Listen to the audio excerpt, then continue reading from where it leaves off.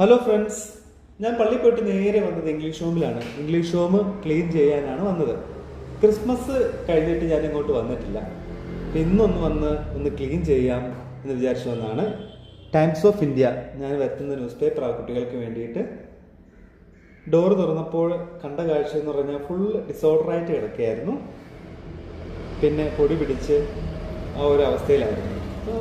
മെല്ലെ ക്ലീൻ ചെയ്യാനായിട്ട് സ്റ്റാർട്ട് ചെയ്തു. ക്ലീൻ ചെയ്യുന്നതിനിടയിൽ ഞാൻ കുറച്ച് ഫോട്ടോസ് നിങ്ങളെ കാണിക്കാം കേട്ടോ. കണ്ടോ, ഇംഗ്ലീഷ് ഹോമിൽ മുൻ വർഷങ്ങളിൽ പഠിച്ച സ്റ്റുഡൻസ് ഉണ്ട്. ഇപ്പോഴും ഇംഗ്ലീഷ് ഹോമിൽ ക്ലാസ് കണ്ടിന്യൂ ചെയ്യുന്ന കുട്ടികളുടെ ഫോട്ടോസും അതിനകത്ത് നിങ്ങൾക്ക് കാണാനായിട്ട് സാധിക്കും. എല്ലാ വിദ്യാർത്ഥികളുടെയും ഫോട്ടോ അതിലില്ല. കഴിഞ്ഞ 2 വർഷം മുമ്പ് എടുത്ത ഫോട്ടോസാണ് കേട്ടോ. കണ്ടോ, നല്ല മിടുക്കന്മാരായിട്ടിരിക്കുന്നുണ്ടോ? നല്ല മിടുക്കന്മാരും മിടുക്കി കുട്ടികളുമായിട്ട് ഇംഗ്ലീഷ് ഹോമിൽ നിന്ന് ഇംഗ്ലീഷൊക്കെ പഠിച്ച് നല്ല സ്മാർട്ടായിട്ട് മാറിയ കുട്ടികളാണ് ഇവരെല്ലാവരും. കണ്ടോ?